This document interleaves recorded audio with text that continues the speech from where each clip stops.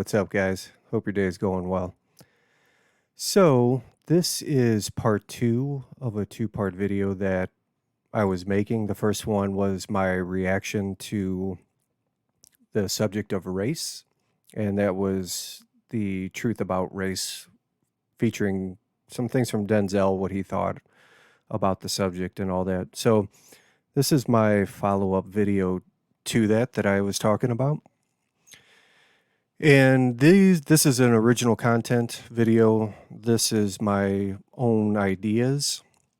Well, some of these ideas are not unique to me, like I didn't create them. I'm taking ideas and one specific idea that in general that I I heard all growing up as a kid, and this was as long as when I was old enough, and as long as I've been old enough to perceive the construct of race. And so that term is the human race. And I've heard it from all types of learned people, intellectuals, scientists, educators, and TV shows. And I've also, in the same breath, heard people talk about race as in the social construct, how it's been used, in the last several hundred years, which is black, white, brown, being a race in itself. So, I thought to myself, years ago is, well, okay, if the human race, if the human race is true, then races as a social construct in the way it's been used can't be true. Because if we're all human beings, then, and that's every person on this planet, regardless of what you look like, then Homo sapiens, then humanity is the race. Therefore, skin color can't be a race. They're contradicting terms. So they both can't be true. Now, by making this video, I understand that probably some of my subscribers are going to be upset. They may unsubscribe, and if you feel you need to do so, I understand. There's people that aren't subscribed, they'll watch this, they'll probably get pissed off. They'll go rush to some article they found online and, copy paste it into my comments section. And that's fine too. But my goal here is not to upset anybody. My goal here is to flesh out a concept, which I believe to be the more accurate concept, and break down, like fully understand it and break it down and present it in a way that is more unifying. Because what I do know, for as long as I've been alive, and that's 43 years, that people have been fighting over the subject of race for longer than I've been alive, right? And I think for me, because I love people in general, that I'm just tired of the fighting. So I'm hoping that by presenting this video that,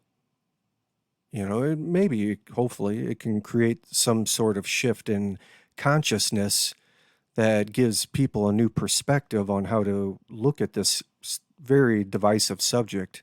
So, maybe we can all come together in some way and stop the fighting over these external, superficial attributes and find more commonality and be more unified in what actually unites all of us in our humanity. So this is my attempt to flesh out this concept and these ideas and kind of put to paper everything that I've been thinking about over the last couple of years.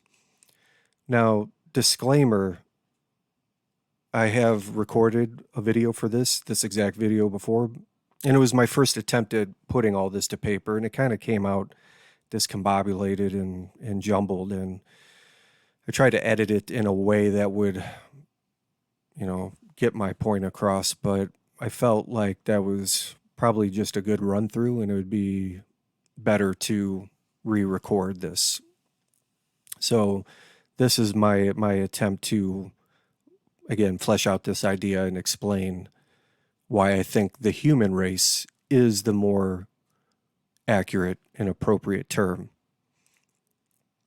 Now, one thing I'm going to do right now is drop a little video montage of clips that I found of people using this phrase. And, I included as many video clips as I could find, but believe it or not, trying to find somebody talking about the exact phrase in thousands of hours of video content is pretty hard. You can't just type in the human race and there's people saying it. You have to actually sift through, anywhere from a 5 to 10 to 3-hour video just to get them talking, hear them talking about that one word, phrase. So I found a handful of examples and I'm going to string that together, and here you go. To see poverty as a great moral problem to which they have the solution. Now, the human race began in poverty, so there's no mysterious explanation as to why some people are poor. I sort of gave up on the human race. The Future of the Human Race with Stephanie Drimmer from National Geographic. But I think the development of full artificial intelligence could spell the end of the human race. Book review. Today's book certainly won't cheer you up. It's a book called The Conspiracy Against the Human Race by Thomas Ligotti. Is one of those big questions that affects all of us. What is the future of the human race, of which we are all a part? Today, we have known whites as neighbors of Anglo-Saxon and Celtic whites in Britain.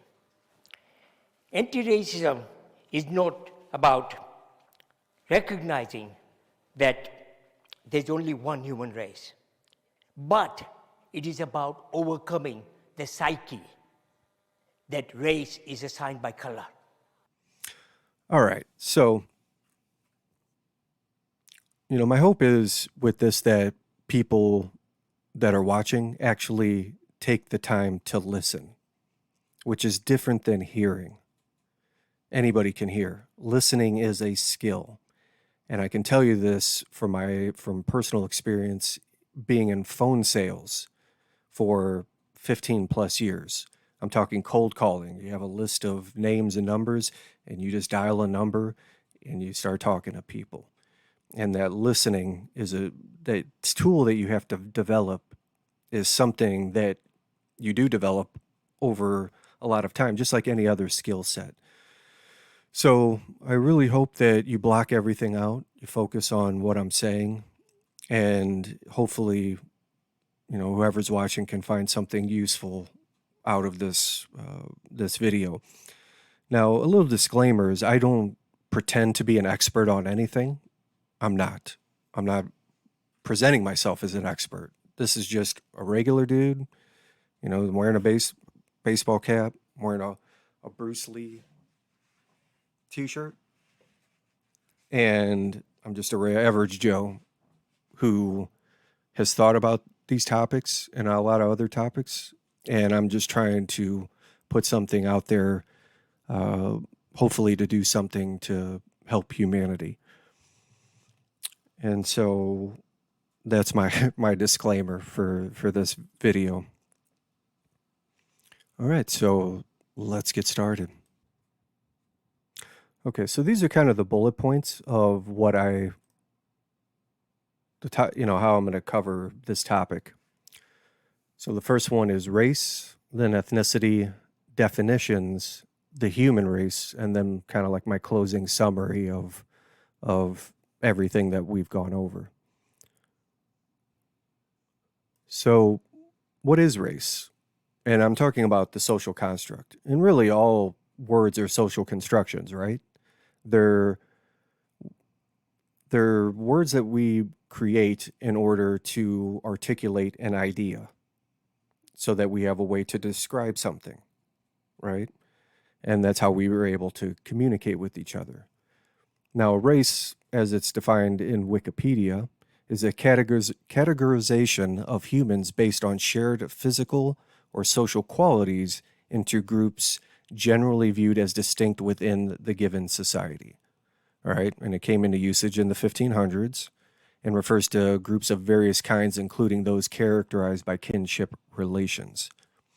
So, while partly based on physical similarities within groups, race does not have an inherent physical or biological meaning. The concept of race is foundational to racism, the belief that humans can be divided based on superiority of one race over the other. Now, that's what it says, but I think we all know when people hear the word race, the social construction, they instantly think about skin color. And along with that skin color comes certain physical attributes, right? With white people, typically have pointy noses, straight hair.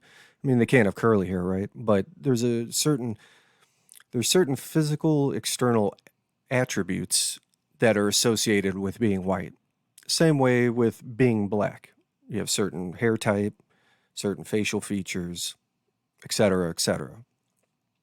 And that can go for any of the races. There's certain external attributes that are associated with that race. Let's see. Now, I found this article from Time, and it says, and this also has to do with facing America's history of racism requires facing the origins of race as a concept.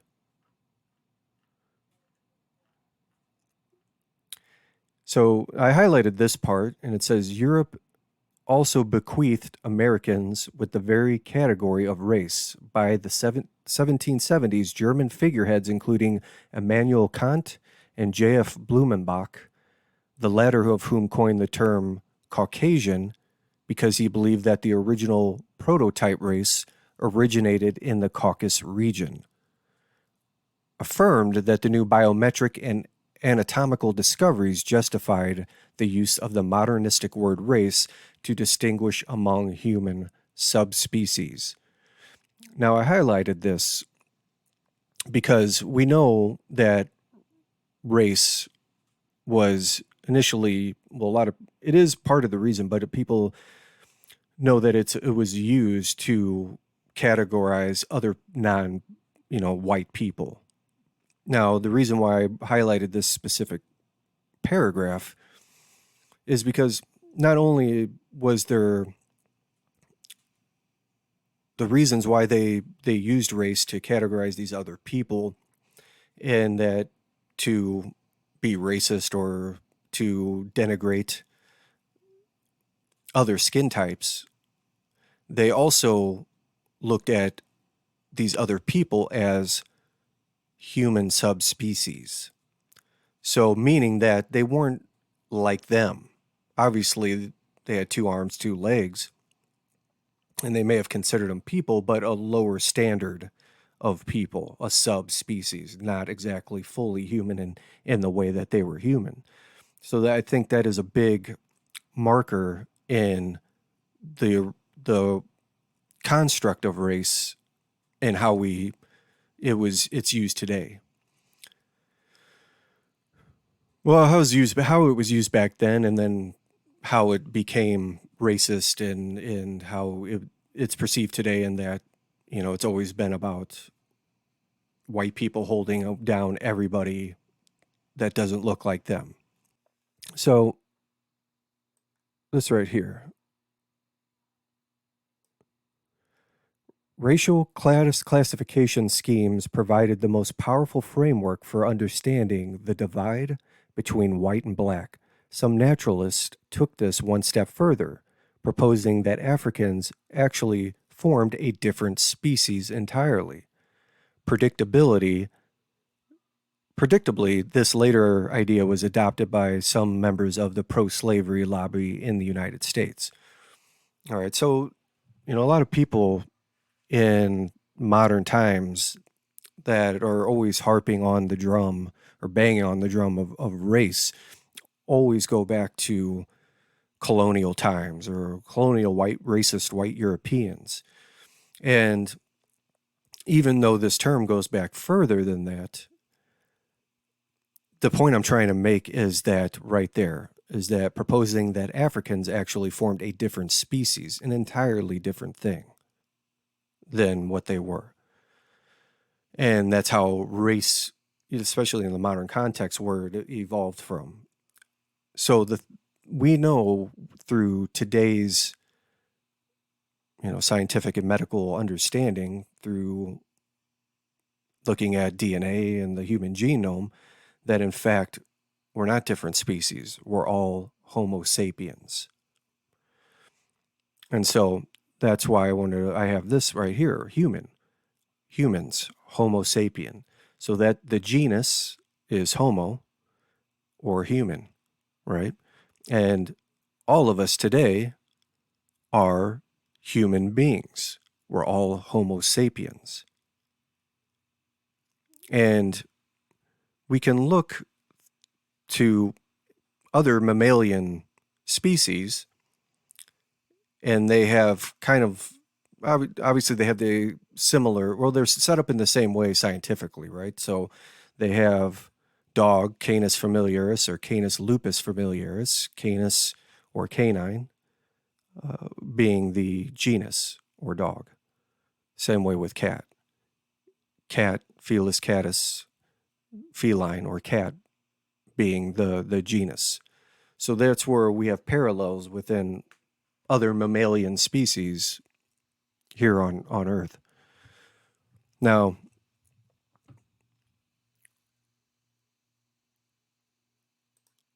races I was speaking about, in the way a lot of people automatically think about it, is skin color, right?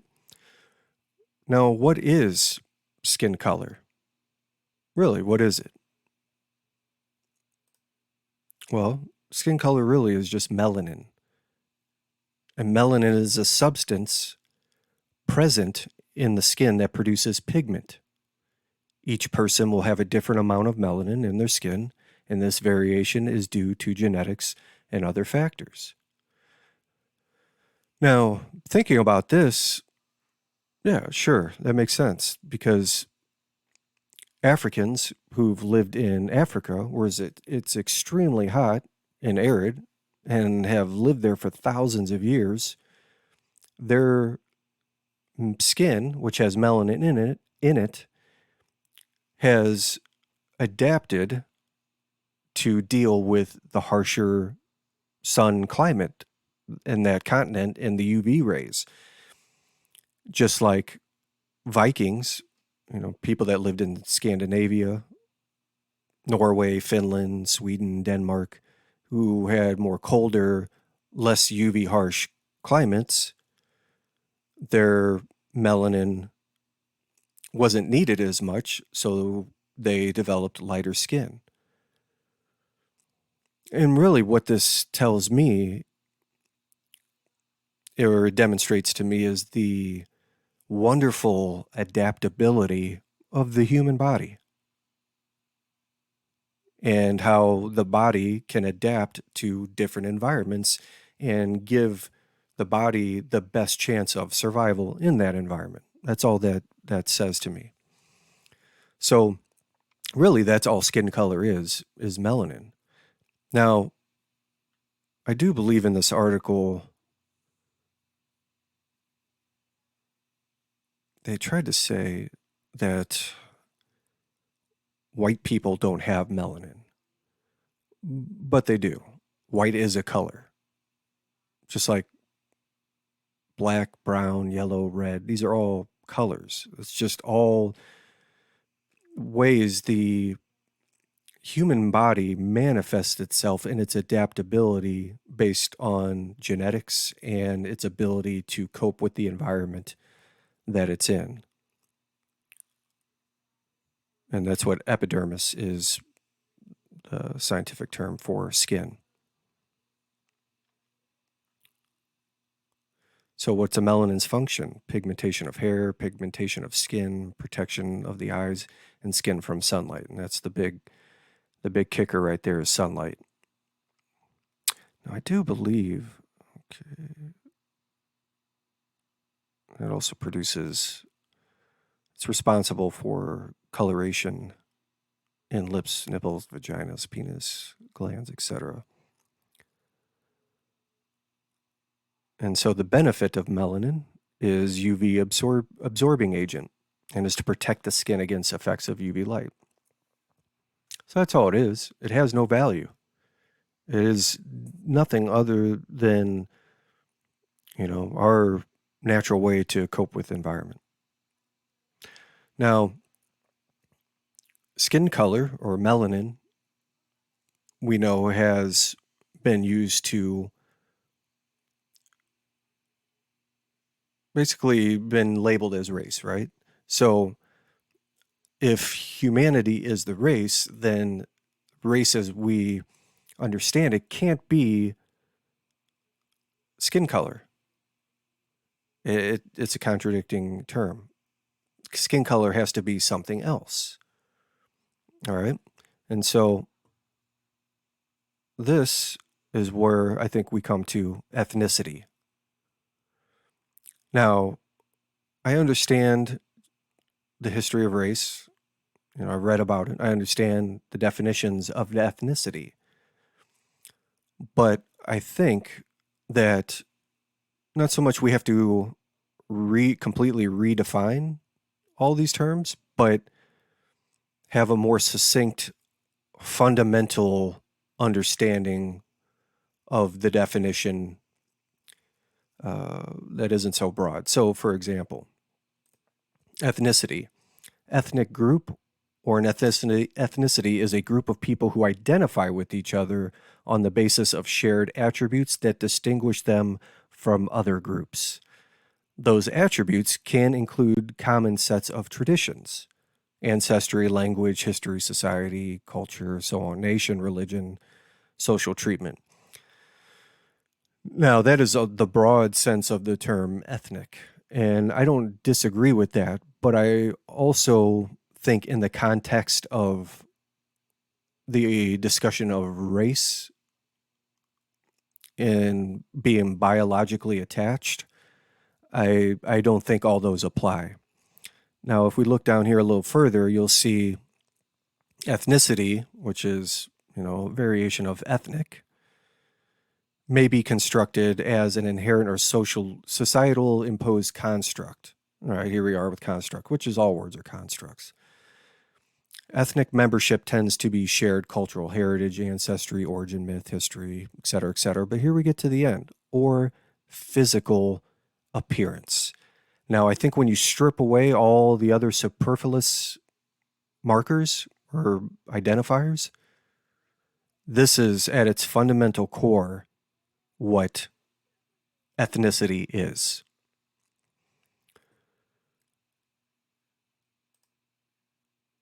And so this is another article I found from Skin site, Ethnic Skin Types. Ethnic skin is a term used to identify or classify specific skin types associated with heritage, geography, and genetic links. Now, skin types associated with heritage, I think being black, you have offspring, your heritage of your ethnicity is coming from black genetics from black people.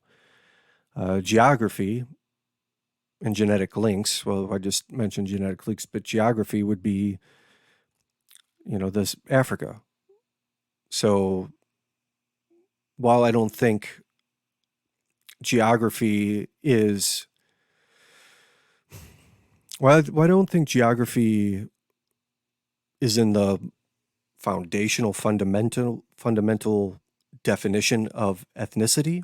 I know it does play a part because, as we discussed with melanin, that your melanin reacts based on what environment you are in. And being that Africa is typically a very hot place, people, Homo sapiens, developed the resistance to UV ray by the tanning of skin, their melanin putting in work to do that.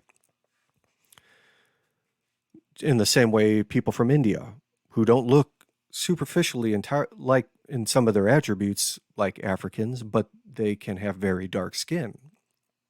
And that's just the body's way of using melanin to cope with the environment.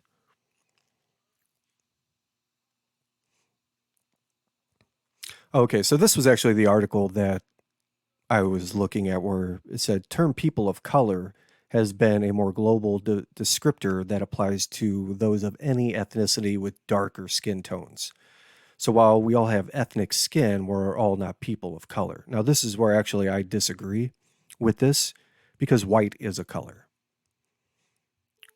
Color is color, right? Doesn't matter if it's white or black. Now, I understand the use of people of colors to, refer to minorities or non-white groups as a way to distinguish them from white. But on the spectrum of color, every person that has a color, and we're all people of color. Some people are just of darker color.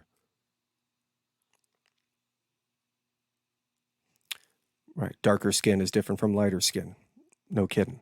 Because it has more melanin. And so that's why I've been trying to articulate.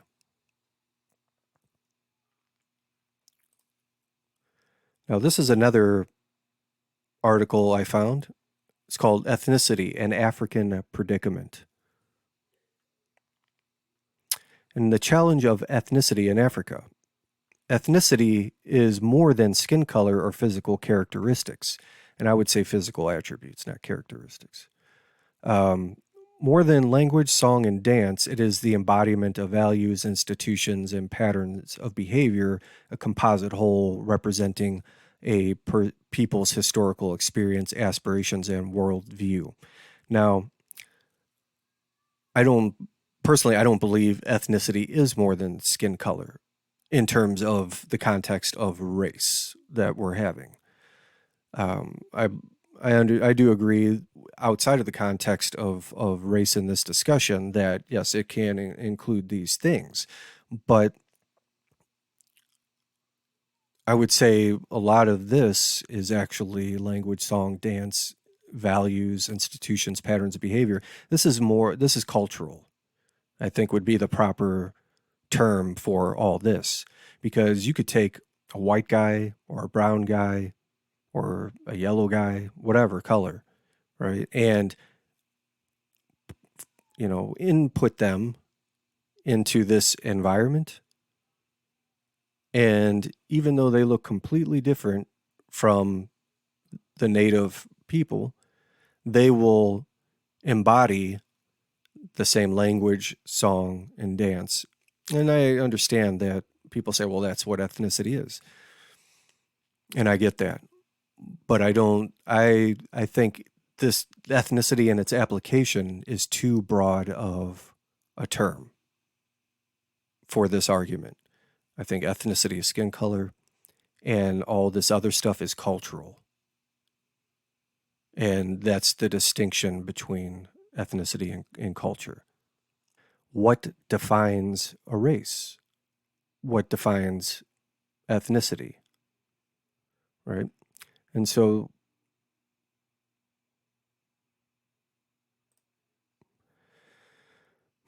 thinking about this is, and putting this all to paper, like, when I'm sitting around hanging out by myself or with anybody I know and we have these discussions it's a lot easier to just take our time and talk about these things. Whereas, trying to do this in a video for YouTube has been a little bit more challenging for me. So if humanity is the race, then what is actual skin color outside of melanin and genetics? Well, I would say that we have to look to other mammalian species. Now, I understand what I'm getting ready to say is going to piss some people off. In fact, I already know that it's going to be called racist. Now, I really hope that you're listening to me and you understand the distinction I'm trying to make and the correlation I'm trying to make. and that you don't just automatically lump what I'm trying to say into these other things. Now, this is from an article called Human Races Are Not Like Dog Breeds, Refuting a Racist Analogy. Now, what this person is saying here is speaking to everyone without expert levels of familiarity with this material. We investigate whether the dog breed analogy for human races stands up to biology. It does not. Groups of humans are culturally labeled as races, differ in population structure, genotype-phenotype relationships, phenotypic diversity from breeds of dogs in unsurprising ways, given how artificial selection has shaped the evolution of dogs, not humans. So what this person, from what I've read on this article, is trying to say is that by using the term breed as an analogy for race, you're basically using this as a means to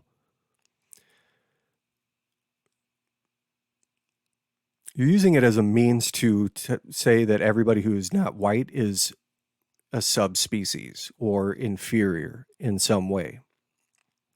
And that's what this person is saying right here. It's dog breeds as a racist strategy for justifying social, political, and economic inequality. Here we investigate how the biological variation among dogs and humans compare and contrast, answering Haldane's question while rebuking the illegitimate appeal to science, the erroneous logic of the widespread analogy. To start, we compare genotypic and phenotypic variation within and between human groups and within and between dog breeds. This right here is the crux of why this person who wrote this article thinks that it's a racist, or probably anybody that thinks that this analogy is racist and illogical. As many readers know all too well, the breed-race analogy sits in close cultural mental proximity to the non-innocent racism that lowers targeted minorities to the status of non-human animals. And they're saying this too because breeds are bred, right? They're bred to look a certain way or do a certain thing. And so by saying that, by making that comparison, you're basically saying that black people, brown people, red people, yellow people, all these different races are bred to do a certain thing, whereas white was not. And that kind of plays into, the theory of several centuries ago where white was the original race and everything else is a sub-race or deviation from or like a contamination of the original blueprint. Now, that's not the point I'm trying to make with breed. And I really don't know a better term to go about it, but that's not the analogy I'm trying to make. So what I'm trying to make is all these different dog types. You have huskies. There's a lot of weird looking breeds here. Maybe it's a terrier. You have German shepherds. You have Great Danes. You have these little ones right here. Maybe that's a Chihuahua.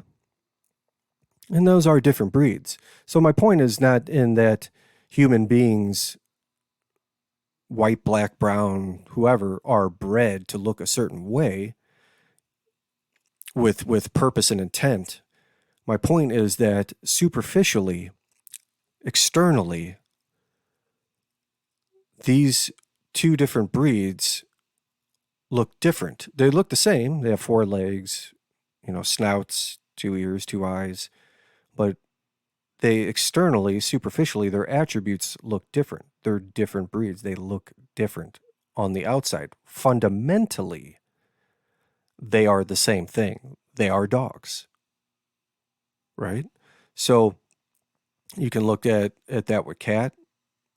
You have what are the Bengals, you have Siamese, Burmese, Sphinx cats.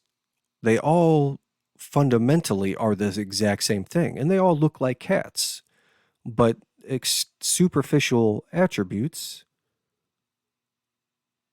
within the breeds make them actually look different.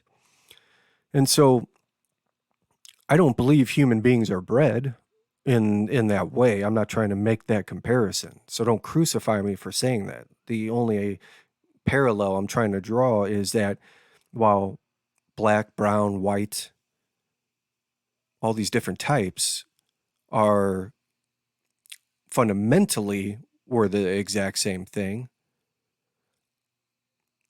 that makes us all humans, externally, superficial attributes, we look different from each other.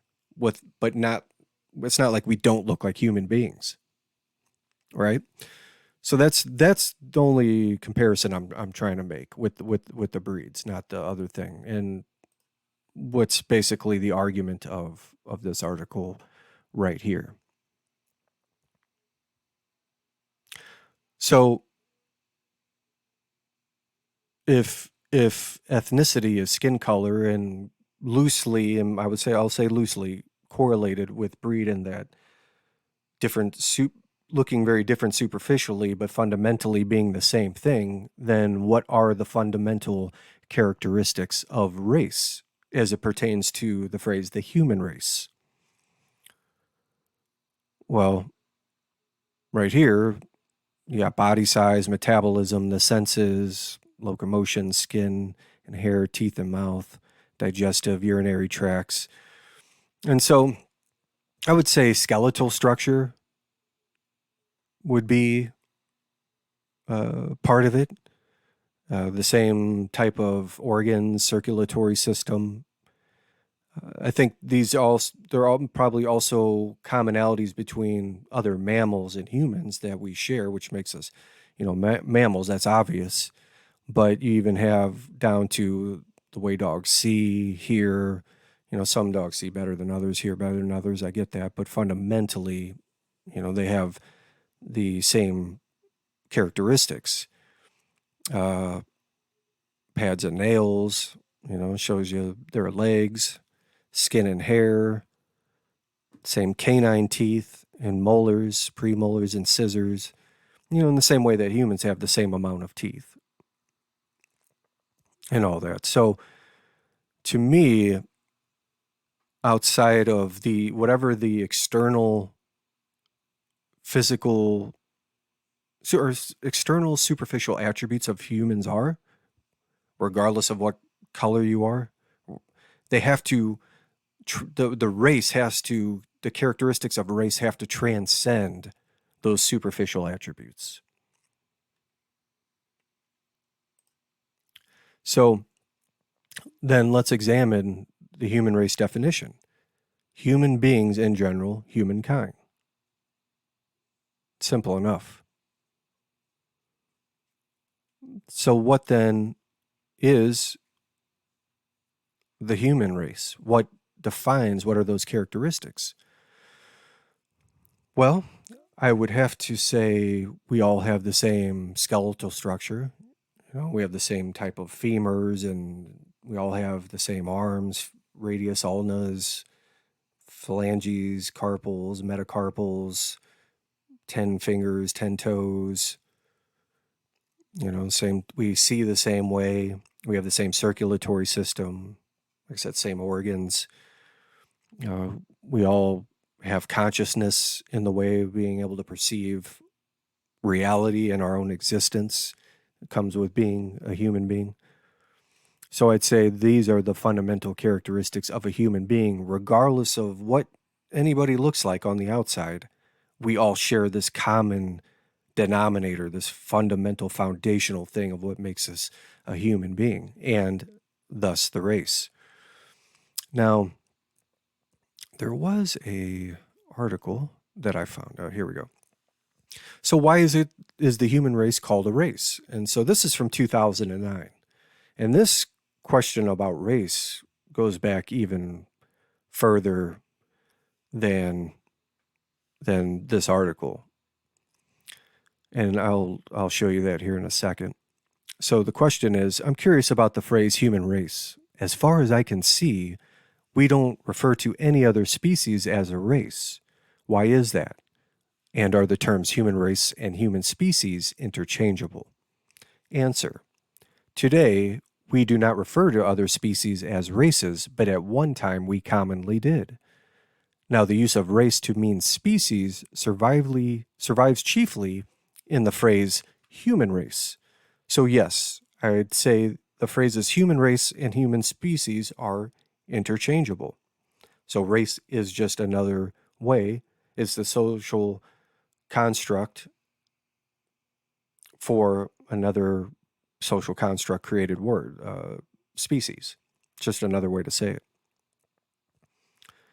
So the noun race came into English in the mid-1500s from French, which got it from the Italian word razza, meaning species or kind. So what I was trying to get to in this article is this.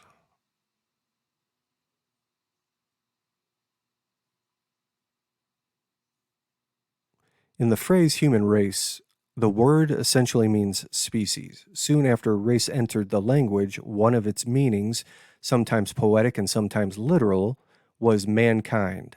And which is another shortened version of humankind. I think Justin Trudeau made a big fuss about it's not mankind, it's people kind. And what an idiotic statement. Because if he knew anything about the phrase, he knows that it's just a shortened way to say humankind, mankind. It's not talking just about men. And it often was preceded by the adjective human. There you go. So Sir Philip Sidney wrote of the human race circa 1590. So it's a long time ago, right? Centuries ago. In Shakespeare of the whole race of mankind in 1616. So and you can see sometimes people referred to as of the sexes as different races, but I don't believe that holds up, right? Spencer in 1590, Race of Men, Henry James in 1870. I think these right here are the appropriate terms because this encompasses all of humanity, which is both men and women. All right. So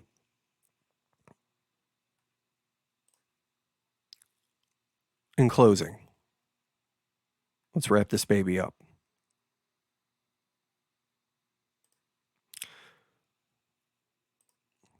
So, Homo sapien, which is the scientific term, Homo meaning human, that's the genus.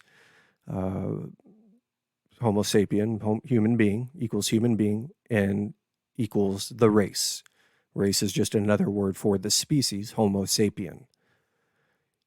So, humanity is the race. And if every person on this planet, regardless of your external appearance, is a human being, then everybody is part of the human race. And that's the unifying concept is that regardless of these external attributes, superficial, that can change depending on whoever gets with whoever, right? You can look like if two black people get together, you can see that they're going to typically genetically look a certain way, right?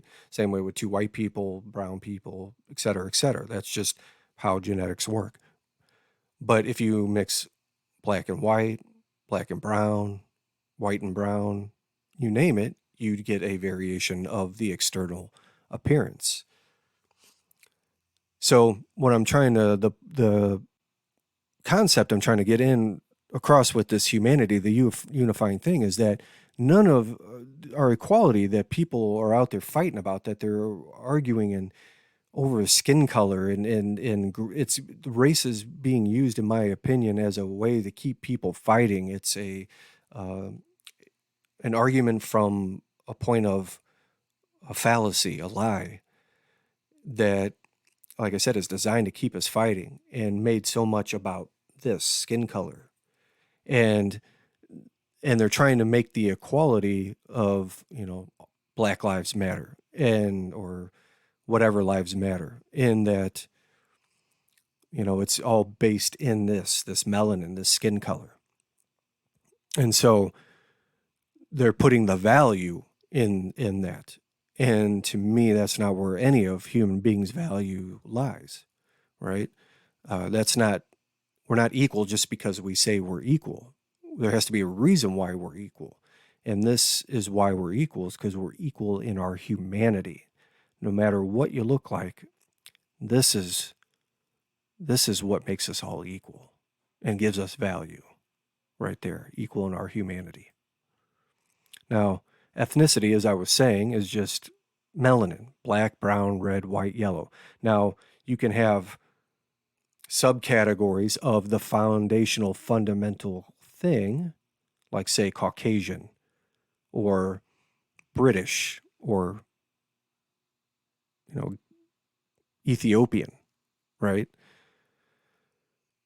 The Ethiopian is just, ultimately, those are black people, but they're Ethiopian because they were born in that region, right? So they're called Ethiopians, just like Ghanaians are from Ghana, or Irish are from Ireland. But those are just subcategories of the fundamental thing, which is white.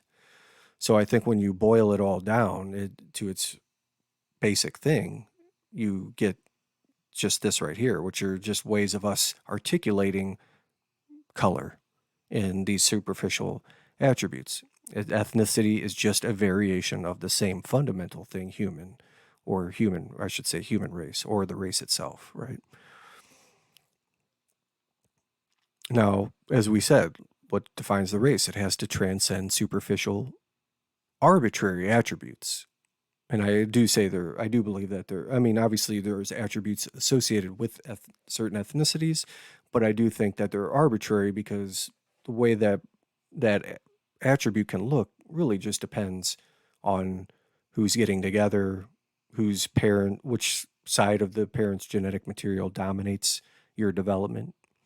And so race in its proper context has to be defined by fundamental characteristics. And like I said, skeletal structure, i.e. 2 arms, hands, fingers, 2 hands, 10 fingers, 2 legs, 10 toes, et cetera, et cetera. Same organ, circulatory system. We all have the same senses and how they work, as well as our consciousness. I probably should have added that in there too.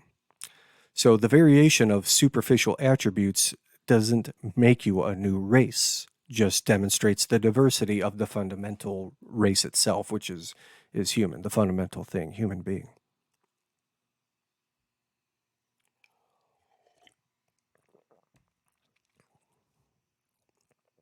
Now, also, as I was saying before, these superficial attributes demonstrate the adaptability of the human body, which is a wonderful thing, right? The way humans and life on Earth can adapt to their environments. And it's based on the environment that they lived in, and we talked about this earlier. More time spent in a particular environment, the greater the effects on its body. So, for example, I've always, on boxes that I've checked off for job applications, white, Caucasian, non-Hispanic. Got a pointy nose back when I had hair, straight, thin hair, blue eyes, or blue-green eyes. My eyes change color depending on what I'm wearing. But as you may notice that I don't have typical white skin, right? I can get actually very white if I'm out of the sun for a really long time, which I'm pretty white right now for what I normally am. If I spend 15, 20 minutes in the sun for, say, 3 or 4 days, I get extremely dark, like really dark. In fact, when I was growing up, because I lived in a predominantly black neighborhood, I'd be at the local public swimming pool. I would actually have black people ask me, what is it like to be mixed? And I was like 7, 8 years old, and I was always out in the sun, so I was pretty dark, but with blonde hair. And I had no idea what they were talking about. But I'm mixed what? I don't know what you mean. But they meant white and black. And I had no idea. I'm like, I'm white. I don't know what you mean. Now, upon learning about my family history, somewhere in my family tree, way back when, I don't know how far back, and I don't know who they were, unfortunately, but on my father's side, there were some black people in my family tree. Now, the genetic markers passed down through his side to me through him to me is I get extremely tan and dark, but pretty much everything about me other than that looks white. So superficial attributes will change depending on the mixing of ethnicities, and that's what I was just describing. But the adaptability of the human body in general still remains. And maybe some people, based on carrying genetic ancestry of a particular ethnicity from thousands of years, will have greater adaptability to certain things or environments. But given enough time, I believe that the human body, or I think the human body, will still have that adaptability to achieve those things. And the superficial changes will be determined by how much of either parent's genes dominate the offspring's development. And so I think we can see this all throughout history where we have examples. You'll have a black father, a white mother, white father, a black mother. And if they have more than one child, these two children could potentially look very different. I've seen examples where one child looks black and the other child looks white. In fact, there's an old movie about this. I don't know if it's Catcher in the Rye or maybe it's To Kill a Mockingbird. I'm not sure, but if somebody knows in the comments, knows this, let me know in the comments. But it's a black and white movie, and one of the girls looks white, and she goes to all white schools, and her mother was black, and she was very embarrassed that her mother was black because things culturally going on at that time, and she didn't want to know. She didn't want people to know that she actually had a black mother. So there's all kinds of examples of this, that we can see. And if you just heard some dog barking, sorry, my dog must be seeing somebody coming up to the house because she's going nuts. So even like I was saying, even though each parent contributed 50% of the genetic material, their offspring, if they have more than one child, can look wildly different. And like I said, with my example, my dad, he's a pretty tan guy, very thin, straight hair, blue eyes, looks white in a traditional sense, except he has very dark skin. My mom is Polish German, and she looks pretty white most of the time, but also can get kind of tan. So my mom and my dad together, I inherited from my dad's side that ability to get incredibly tan, which from however many generations back there were black people in my family tree, that trait of melanin was passed down. So, pointy nose, all this stuff, but I have the ability to get incredibly dark, like very, very dark. So to me, this is why I also think that race has to be more has to have more fundamental characteristics, or be rooted in, I should say, more fundamental characteristics than that transcend superficial attributes. Because if humanity is the race, and then ethnicity is what actually skin color is, it's what am I trying to say here? Bear with me.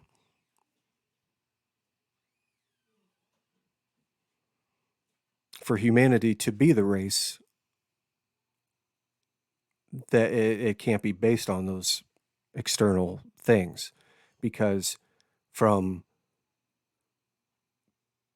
group to group, the superficial can drastically or dramatically change, not to where you don't look human, but to where you look different than one parent or the other. I mean, you could look like one parent or the other, or a mixture of both parents, but if you have enough groups mixed in, black and Asian plus white, or black, white and red, or brown and black and Asian or yellow, and it's people are going to be upset. Oh, you're calling Asian yellow. Well, these are colors that are attributed to different groups, not as a mean to be pejorative or demeaning, but just to describe how the skin of that group looks.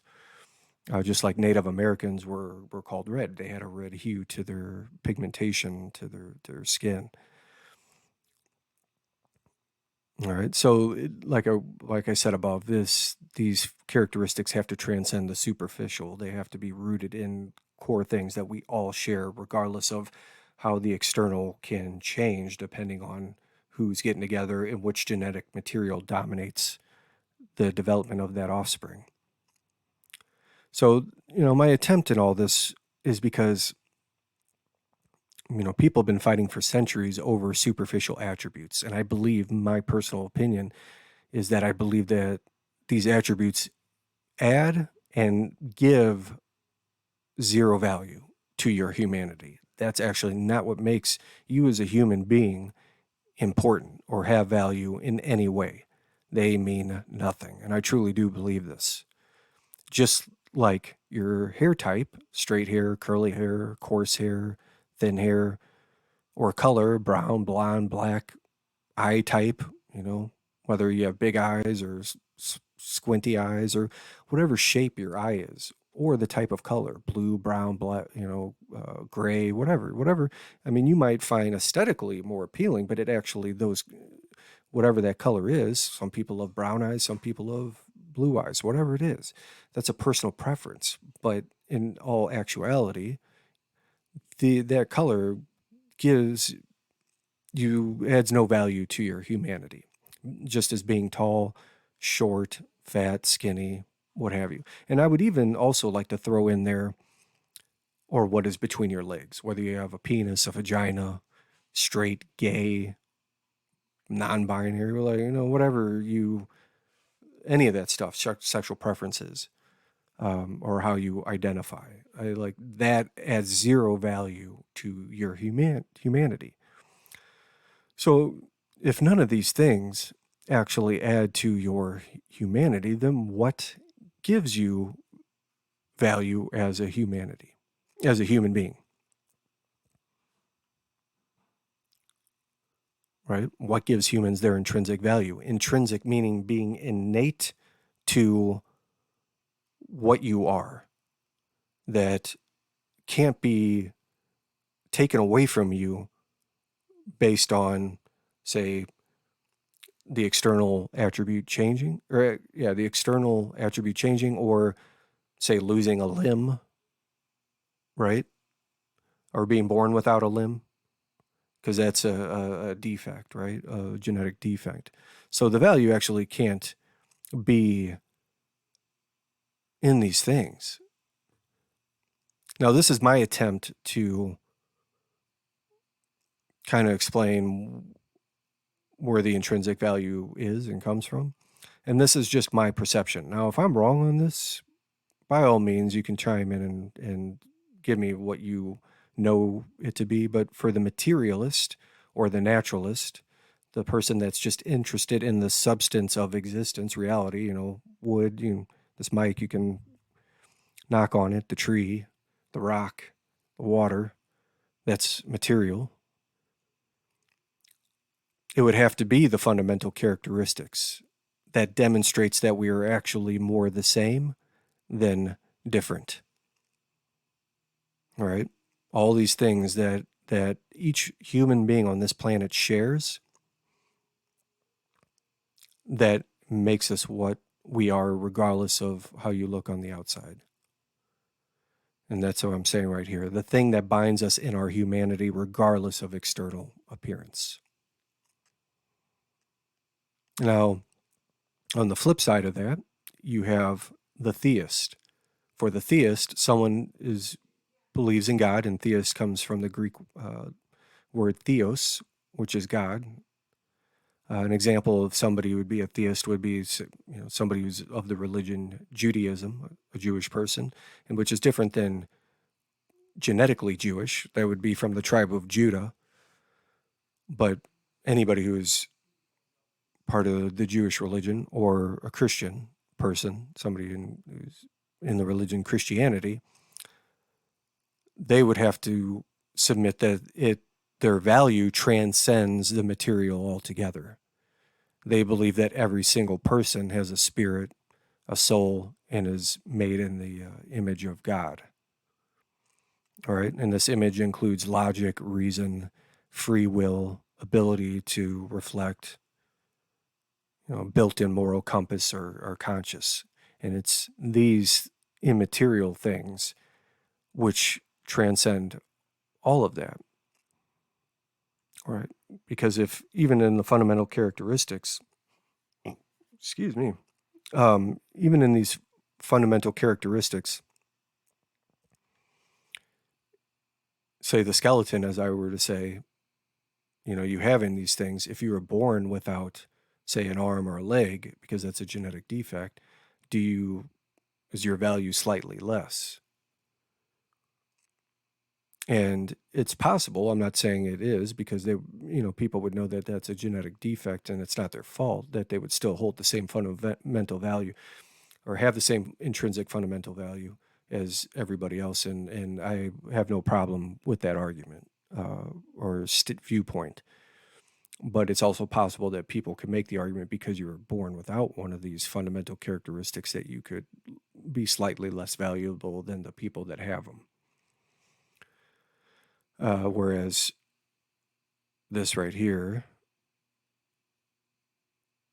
especially the ability to have logic and reason, really reflect, while we know that it's something that humans have, that actually can't be tied to a physical thing, other than they'll probably say it's a byproduct of the brain. But all we know is that the brain is like a computer, and it is the source of how the nervous system and all our other functions of the human body operate from. So that's what the theist would believe. So the final wrapping up of this is that, this is just my attempt to put to paper and try to come up with something that is new and fresh, and that gives us something new to think about and a different perspective to a problem that I think we all know doesn't ever seem to be going away. And no matter what slogan or chant or march or parade or any of that stuff, people are still fighting over the same topic, and I hate it. And how are we ever going to change that if we don't have a shift in consciousness, in our perspective, in our viewpoint on how we look at this touchy, can be, not to me, but to a lot of people, touchy, divisive topic? We have to change our perspective. It's like Einstein said, the definition of insanity is doing the same thing over and over and over, expecting different results. But, our diversity is not our strength. Maybe diversity of idea, but our skin color, all this stuff that I was mentioning up here, this type of diversity isn't our strength. That it gives us no value. For the materialist, I would think this is where our value comes in. That's where it comes from, and that's where our strength comes from. I mean, for the theist, I think this is where it comes from for them. And I hope, if people can look at this and actually think about this, what I've said for a good amount of time, and they'll see that all this external stuff, how race has been used, and see how it's been used to manipulate and keep us fighting, when they have that shift in consciousness to see that we're so much more the same than we are different, maybe we can all come together in that sameness. And the point of this is not to, I can't stand people, I want a colorblind society. I don't see color. I say to that bullshit, because we do absolutely see color. And I think the point is not that we see color, because we do. The point is not to care about it, right? Because it has no meaning. It has no value. It gives us no worth as human beings. And so my hope is in this, that by having that understanding and that shift of consciousness, that our value lies beyond all this on the outside, that color won't matter. It's not that we need to quit seeing it. And that I understand the purpose of the Black Lives Matter movement is to bring attention, even though I think there's a lot of proof out there that the organization is pretty corrupt. But the concept of Black Lives Matter, to bring attention to something that was happening. But when you take this to its logical conclusion and you see people that are saying all lives matter, they get very pissed off that you say all lives matter, not Black Lives Matter. And when you think of all lives matter from the perspective of what I'm trying to explain to you guys here, the reason all lives matter is because we have the same intrinsic value in our worth. And color, melanin, our ethnicity, won't matter in terms of why our life matters. It adds no value. And so, I do love everybody. And a lot of people say, oh, I love you. I love everyone. But why? Why do you love everybody? People use that term so flippantly. Do you love them in the same way that you love your mom and your dad? I mean, is it like, what kind of love are you talking about? And I think a lot of people don't know. They just say it because it sounds good. It feels good. And maybe that's what some people need, is just to hear something good or feel something good. But when I say I love everybody, and I truly do, regardless, I don't hate people at all. I hate nobody throughout any point in history. I hate the things, if they've done heinous, evil acts, I hate the things that they do. I don't hate people. I don't hate the person. I hate their actions. And I hope you understand that, and the distinction of why I have that viewpoint. And the reason why I love everybody and the reason why I hate nobody is because I do believe that everybody has all the same intrinsic value and worth fundamentally that transcends the material. And no matter how smart, brilliant you are, how dumb you are, how great you are in sports or anything, whatever end of the spectrum you are on in terms of great to not so great, it doesn't matter to me, because at the end of the day, that plays no part in your value. And that's the beautiful thing about this, is that regardless of any of what your accomplishments in life are, or what cards you were dealt in your physical makeup, your value transcends and supersedes all of that. And we all have the same value in that. And we all have the same currency, and which gives us the equality in our humanity. So that's what I have to say, guys. Again, this is my first, it's my second run through, but the first, I guess, printed, uploaded version of these ideas I've had over all these years. Hopefully I don't get roasted too much in the comments. Honestly, I don't care, because I am coming from a place of love. And I really do hope people understand and see what I'm trying to do in this video and how I'm trying to unify everybody. And, I absolutely could make another video on the same topic in the future, more refined, more honed, better articulated, better worded, maybe better concepts, better wording, just better all the way around. And so that is on the table. And I do hope that,